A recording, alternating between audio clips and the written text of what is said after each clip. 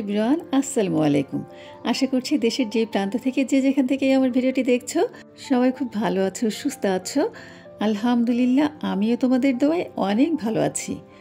বরাবরের মতো আমার চ্যানেল সামিরাস লাইফস্টাইল ব্লগ থেকে আমি সামিরা তোমাদের সবাইকে পবিত্র মাহে রমজানের 21তম রোজার অনেক অনেক শুভেচ্ছা ও ভালোবাসা জানিয়ে ঢাকা থেকে আজ নতুন আরও একটি ভিডিও উপস্থাপন করছি। আশা করছি আজকের ভিডিওটা তোমাদের খুব ভালো লাগবে। তো বন্ধুরা, আসলে আজ কিন্তু 21তম রোজা না, অলরেডি কিন্তু 23টি রোজা পার হয়ে গিয়েছে। আসলে কয়েকদিন অসুস্থ থাকার কারণে আমি ঠিকমতো ভিডিও আপলোড দিতে পারিনি। তোমরা যারা আমার ভিডিও দেখো নিশ্চয়ই জানো। মূলত এই কারণেই কিন্তু আমার ভিডিওগুলো বকেয়া রয়ে গেছে। ভাবলাম চেষ্টা করব এখন থেকে সকালে একটা বা সন্ধ্যায় একটা ভিডিও আপলোড করার জন্য, যদি পারি আর কি।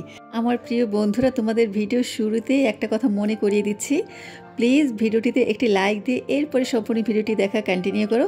বন্ধুরা, তোমরা দেখতেই পেলে আমি কিন্তু একটু বের হয়েছিলাম টুকিটাকি কিছু জিনিসপত্র কেনাকাটার জন্য। তো আমি কিন্তু জোহরের নামাজ পড়ে বের হয়েছিলাম, এরপরে সুপার শপে গিয়েছি। শুধু সুপার শপে না, প্রায় 2-3 জায়গা থেকে আমি আমার কিছু প্রয়োজনীয় জিনিসগুলো কালেক্ট করেছি। ওয়ান টাইম ইউজ দোকান থেকে এনেছি স্ট্র, তারপরে এনেছি সাসলিকের কিছু কাঠি, আর এনেছি এই আর কি পায়েসের বক্সগুলো। এই বক্সগুলোর মধ্যে দেখা যায় পায়েস ফিরনি দেওয়া যাবে। এখানে একসাথে 50টা বক্স আছে। সামনে তো ঈদ আসছে, দেখা যাক হয়তোবা কাজে লাগানো যাবে। যেতে আমার প্রয়োজন ছিল ফয়েল পেপার। তো ফয়েল পেপার আমি একটু মোটাগুলো চেয়েছিলাম, মানে একসাথে অনেকটা পরিমাণ, কিন্তু ওই দোকানে ছিল না। পরে ভাবলাম কাজ চালানোর জন্য আপাতত যা পেয়েছি সেটাই নিয়ে যাই। এটা কিন্তু দেখা যায় এখন আমি এয়ার ফ্রায়ারে বিভিন্ন সময় রান্না টান্না করি, অনেক প্রয়োজন হয়, নয়তো দেখা যায় প্রতিদিন এয়ার ফ্রায়ার পরিষ্কার করতে হয়। আরও এনেছি এখানে এই যে দেখো বড় বড় সাইজের কিছু পলি ব্যাগ। এগুলো মূলত এনেছি ময়লার বাস্কেটের জন্য। দেখা যায় না তো ময়লার বাস্কেটগুলো খুব তাড়াতাড়ি নোংরা হয়ে যায়। একটা পলি ব্যাগ বিছিয়ে রাখলে একদম দেখা যায় 2-3 দিন কিন্তু অনায়াসে চলে যায়। তো এই জিনিসগুলো কিন্তু আমাদের কিচেনের জন্য অনেক দরকার। আরও এনেছি একটা টিস্যু পেপার। কয়েকদিন আগে টিস্যু পেপার তো এনেছি, কিন্তু ভাবলাম এই টিস্যু পেপারগুলোর একটু কম দাম, তাই এটাও নিয়ে আসলাম। এটাও বেশ বড় সাইজের। এরপরে যেটা এনেছি ঘর সাজানোর জন্য। মূলত আমি কিন্তু ঘর সাজানোর জন্য অনেক কিছু কিনেছি, ইনশাল্লাহ আস্তে আস্তে তোমাদের সাথে শেয়ার করব। আর আমার ঘর সাজানোর কাজকে সহায়তা করার জন্য যেটা আমার দরকার সেটা হচ্ছে এই হ্যাঙ্গিং ক্লিপগুলো। দেখা যায় এগুলো ছাড়া কিন্তু আমি কিছুই হ্যাং করতে পারবো না দেয়ালের সাথে, তাই এই 1 ডজন ক্লিপ নিয়ে আসলাম। ক্লিপগুলো কিন্তু বেশ ভালো কোয়ালিটির। আরও নিয়েছি 4টা বোম্বাই মরিচ। তো 2টা আমার বড় আপু নিয়েছে আর 2টা আমি নিয়ে আসছি। তো আমি স্বপ্নতে গিয়েছিলাম, স্বপ্ন থেকে কিছু টুকিটাকি জিনিস এনেছি। মূলত কিন্তু স্বপ্নতে আমি গিয়েছিলাম পেরি পেরি মশলার জন্য। পেরি পেরি মশলাটা পাইনি, কিন্তু আমার ঘরে পেরি পেরি সস আছে। ভাবলাম যে দেখি মশলাটা পাই কিনা, ওটাও দেখা যায় বিভিন্ন আইটেম রান্না করার জন্য লাগে, কিন্তু পেলাম না। পরে না পেয়ে এই যে দেখো কি নিয়ে আসছি, এখানে নিয়ে আসছি চাট মশলা। চাট মশলাটা কিন্তু ভীষণ প্রয়োজন, আমার ঘরে ছিল, শেষ হয়ে গিয়েছে। এরপরে এনেছি একটা মিক্সড হার্বসটাও অনেক প্রয়োজন হয়। তারপরে এনেছি একটা অরিগ্যানো কিন্তু আমার ঘরে একটা আছে, আবার নিয়ে আসলাম। আর যেটা এনেছি এটা আনার কোনো ইচ্ছে ছিল না, কিন্তু চোখের সামনে দেখলাম তাই নিয়ে আসলাম। এটা হচ্ছে কাউনের চাল। তো কাউনের চালটা আনার পরেই কিন্তু আমি এই যে পায়েসের যে বাটিগুলো দেখছো ওয়ান টাইম, সেগুলো কিনেছি। ভাবলাম যে কাউনের চাউলের আমি খেজুরের গুড় দিয়ে ক্ষীর রান্না করব, একদম মানে পায়েসের মতো, শুধু আমি আর কি খেজুরের গুড়টা দিব, এই কারণে এটা ক্ষীর হয়ে যাচ্ছে। আরও এনেছি গোলাপের পাপড়িটাও কিন্তু বিভিন্ন রান্নার ক্ষেত্রে বা প্রসাধনীর ক্ষেত্রে ব্যবহার হয়। এছাড়া কাজু বাদাম, কাঠবাদাম এনেছি। ভাই, আমি তো কখনো একা যেয়ে আনিনি এই সমস্ত বাদাম টাদাম, সবসময় আমার বরকে দিয়ে আনে। আর তাকে দিয়ে যে আমি কত কিছু আনে তার কোনো হিসাবই নেই। এই কারণেই তো আমি বলি, আমার বর মাঝে মাঝে কেন আমার উপরে ক্ষেপে যায়, বলে তোমার এত জিনিস লাগে, এত জিনিসের তুমি নাম জানো। আগের চোটে সে একদম বলে যে আমার 14 গোষ্ঠীতে এমন নাম কেউ শুনে নেই। বিভিন্ন বাদামের দাম, বিভিন্ন মশলার দাম কিন্তু প্রচুর। আসলে আমি তো ওর সাথে যাই বা লিস্ট দিয়ে দেই, সে অনুযায়ী ও সব কিছু নিয়ে আসে। তো এখন বুঝি কেন সে আমার সাথে মাঝে মাঝে একটু রাগ করে। রাগ করলে কি হবে, আমি যদি তাকে 20 আইটেম একসাথে মশলা আর কি বলে দেই, লিস্ট করে দেই, সে কিন্তু গুনে গুনে সবগুলো নিয়ে আসবে। আমার বড়টা কিন্তু অনেক ভালো। আর আমার ঘরে যে মশলাপাতি আছে সেগুলো দিয়ে কিন্তু ছোটোখাটো একটা অনায়াসে মুদিখানা দোকান দিয়ে যায়। যাই হোক, বাজার সদার গুছিয়ে এরপরে রান্নাঘরে চলে আসি। এখন ঘড়ির কাঁটা প্রায় 4:30 বাজে। ভাবলাম যে রান্না করে নিই। আসলে দেখা যায় মাগরিবের পরে নয়তো আবার অনেকটাই দেরি হয়ে যায়, আবার আলসেমি লেগে যায়। এই কারণে আমি চেষ্টা করি সবসময় মাগরিবের আগে রান্নাবাড়া কমপ্লিট করার জন্য। তো এখানে আমি রামসোস মাছ নিয়েছি। এটা আর কি আমার শ্বশুর বাড়ির অঞ্চলের ভাষা, কিন্তু আমাদের এলাকায় এটাকে তপসী মাছ বলে। শুধু আমাদের বিক্রমপুরে না, ইন্ডিয়াতেও কিন্তু এটাকে তপসী মাছই বলা হয়, কারণ রূপালী লাইফস্টাইল থেকে রূপালী দিয়েও কিন্তু বলেছে, রূপালী দিয়ে আবার ইন্ডিয়ায় থাকে, তো সে আমাকে জানিয়েছে তারাও নাকি এটাকে তপসী মাছ বলে। যাই হোক, একটা মাছও কিন্তু আমি ভাঙতে দিইনি, কারণ এই মাছগুলো প্রচুর আর কি নরম থাকে। খুব সাবধানে রান্না করে নিলাম আর একদম আঠা আঠা করেছি, মানে কোনো যেন ঝোল না থাকে। আর নামানোর আগে একটুখানি আমি দিয়ে দিলাম ফ্রেশ ধনেপাতা কুচি। আজকে আমি আরও একটা আইটেম রান্না করব, সেটা হচ্ছে আর কি বোয়াল মাছের হালকা ঝোল করব।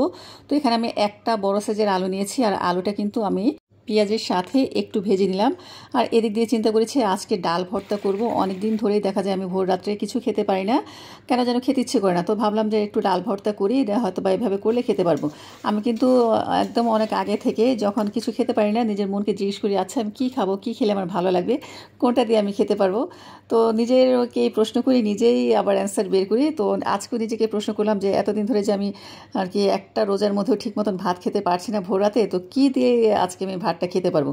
তখন হঠাৎ মনে হলো ঘরে বোম্বাই মরিচ আছে, আর ভাবলাম যে মুসুরির ডাল দিয়ে বোম্বাই মরিচ দিয়ে আমি ভর্তা করব।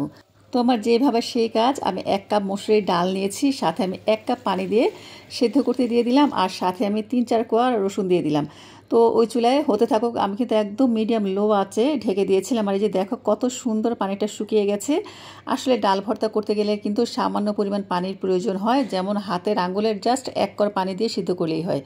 তো এই যে আর কি আমার ডালটা সিদ্ধ হয়ে গেল, আর এত সুন্দর নরম হচ্ছে। আমি যখন স্প্রে চুলা দিয়ে নাড়াচাড়া করছিলাম, তখন কিন্তু ডালটা ভর্তা হয়ে যাচ্ছিল।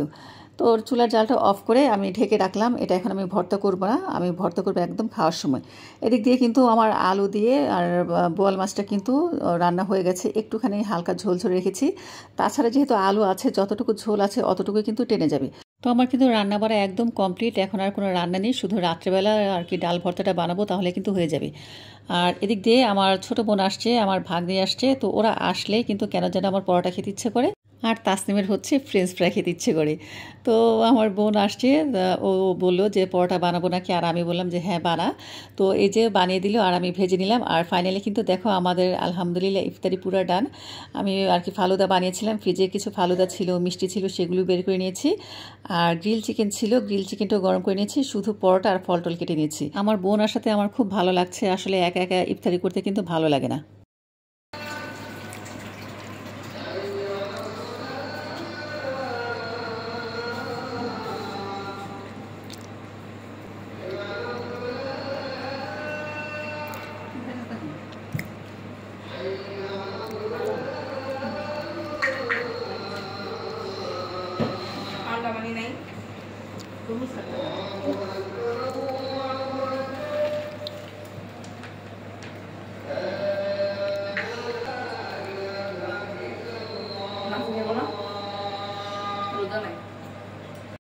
তো আজান কিন্তু দিয়ে দিল, আমরাও কিন্তু বিসমিল্লাহ বলে ইফতারি করে নিলাম।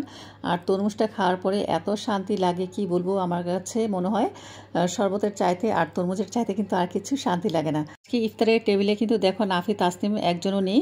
তাসনিমের হচ্ছে প্রচণ্ড জ্বর, ও শুয়ে আছে। আর নাফির রোজা নেই, ও ড্রয়িং রুমে বসে আছে। এত ডাকছি যে এসে আমাদের সাথে কিছু খাবে না। তবে পরোটা চিকেন ফ্রাই ওদের জন্য রেখে দিয়েছি, যখন আর কি আসবে খেতে ভালো লাগবে তখন খাবে। কয়েকদিন ধরে কিন্তু ছোলা বুট দেখা যায় বানানো হচ্ছে না, আসলে একা একা খেতে ভালো লাগে না। আর আমার মেয়েগুলো তো খেতে চায় না, যে কোনো খাবারে ওরা আর কি খেতে চায় না। তো ভাবলাম যে শুধু শুধুই ফালাই দিয়ে লাভ নেয়। কয়েকদিন তো দেখা যায় বাইরে থেকে ইফতারি আসছে, আত্মীয় স্বজনরা পাঠিয়েছে, সেগুলো মানে ফালানো ছড়ানো গেছে। একা একা কত খাওয়া যায় বলো। এই যে দেখো তাসনিম হঠাৎ আমাকে ডাকলো, বললো যে ওর ভালো লাগছে না। তো ওকে আমি জিজ্ঞেস করলাম তুমি কিছু খাবা নাকি, ডাইরেক্ট বলছে কিছু খাবে না, 2 দিন ধরে কিচ্ছু খাচ্ছে না। যাই হোক, ওকে কোনো রকমে একটুখানি আর কি খাওয়ানোর চেষ্টা করলাম। তরমুজ, তারপর হচ্ছে যে মুড়ি মেখেছিলাম, একটুখানি খেয়ে আবার শুয়েছে। তারপরে এই যে ইশারের নামাজ পড়ে আমি গিয়েছিলাম একটু আমার বড় বোনের বাসায়, মানে আমার ছোটো বোন, আমার ভাগ্নি সবাই মিলে গিয়েছিলাম। তাসনিমও গিয়েছিল, ওর শরীরটা একটু ভালো লাগছিল। তারপর ঘুরে এসে এখন ভাবলাম যে ভর্তাটা বানিয়ে নিই। এখন কিন্তু ঘড়ির কাঁটা প্রায় 10:30 বাজে। ডাল ভর্তাটা করার জন্য আমি প্রায় 5-6টা শুকনো মরিচ ভেজে নিয়েছি, আর এই যে একটা আস্ত বোম্বাই মরিচ দিয়ে দিলাম। তো এগুলো দিয়েই কিন্তু ভর্তাটা মাখা হবে। আর এই ভর্তাটা আমি কিন্তু প্রথম খাওয়া শিখেছি আমার বান্ধবীর বাসা থেকে। মুন্নির কথা তোমাদের মনে আছে? আমার বান্ধবীর ছোটো বোন, ও এত সুন্দর করে ভর্তাটা মেখেছিল। এরপর থেকে কিন্তু এই ভর্তাটা আমি ফ্যান হয়ে গেছি। শুধু আমি না, আমার পরিবারের সবাই, মানে যারা খেয়েছে তারাই খুব আর কি ভালো বলেছে। তো এই জন্যই এই পুরো ক্রেডিটটা মুন্নিকেই দেওয়া উচিত। আমি আগে ডাল ভর্তা খেয়েছি কিন্তু কখনো বোম্বাই মরিচ দিয়ে খাইনি, আর বোম্বাই মরিচ দিলে যে এত স্বাদ হয় কখনো বুঝিওনি। যাই হোক, এই যে আজকেও আর কি ভর্তাটা করে নিলাম, আর শেষ পর্যায়ে এখন দিয়ে দিলাম একটুখানি ফ্রেশ ধনেপাতা কুচি, আর দিয়ে দিব সরিষার তেল। তাহলে কিন্তু আমার ভর্তা বানানো কমপ্লিট। তবে যে কোনো ভর্তার মধ্যেই কিন্তু পেঁয়াজের পরিমাণ, তারপর হচ্ছে সরিষার তেল, এগুলো যদি বেশি হয় বা মরিচ যদি পর্যাপ্ত পরিমাণে হয় তাহলে কিন্তু খেতে ভালো লাগে। আর দেখো আমার ডাল ভর্তা কত সুন্দর গোটা গোটা আছে, কিছু আছে না একদম ভর্তা ভর্তা হয়ে যায় তেমন না, কিন্তু মানে ডালটা একটু দানাদার থাকবে কিন্তু সফট হবে, কোনো শক্ত থাকবে না। ভর্তা বানানোর পরে কি আর তর্স হয়, মানে পেটে মনে হয় 4 গুণ ক্ষুধা বেড়ে গেছে। ভাবলাম আগে একটুখানি খেয়ে নেই। আর এখানে আমি রামসোস মাছ নিয়েছি, কিন্তু বোয়াল মাছটা এখন খাবো না, দেখি ভোররাত্রে ভালো লাগলে খাবো, নয়তো খাবো না। আমার মন চাচ্ছে শুধু ডাল ভর্তা দিয়ে ভাত খাই। আর দেখো আমি কিন্তু অনেকগুলো প্লেটে ভাত নিয়েছি, আর ভাতগুলো কিন্তু আমি সব খেয়েছি, এতটা আমার কাছে ভালো লেগেছে। ভর্তা বানানোর সময় যা যা ইনগ্রেডিয়েন্টস আমি মিশিয়েছি, প্রতিটি আইটেম বাইটে বাইটে যেন মুখের মধ্যে ব্লাস্ট হচ্ছে, এত ভালো লাগছে। তো বন্ধুরা, আজকের মতো ভিডিওটি এ পর্যন্ত। তোমাদের কাছে কেমন লাগলো অবশ্যই কমেন্টস করে জানিয়ে সবাই ভালো থেকো। আল্লাহ হাফিজ, আসসালামু আলাইকুম।